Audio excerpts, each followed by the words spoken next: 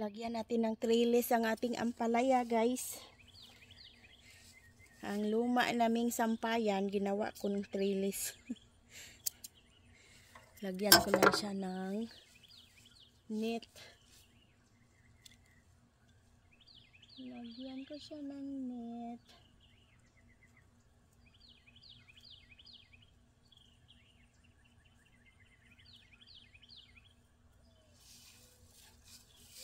Kasi maano na, malaki na ang ating ampalaya.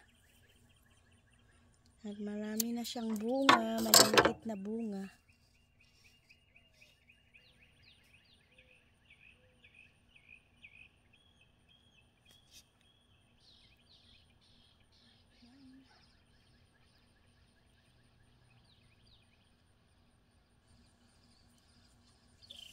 Okay.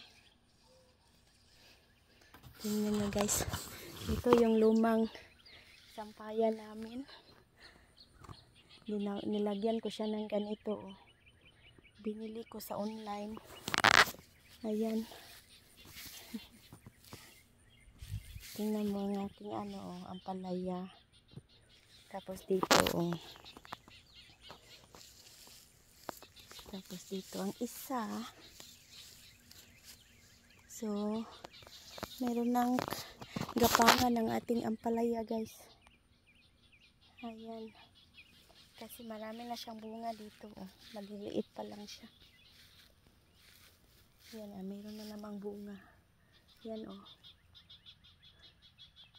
Tapos meron din dito isa. Tapos ang dami na niyang ito, oh. Dami na niyang mga branches. Kaya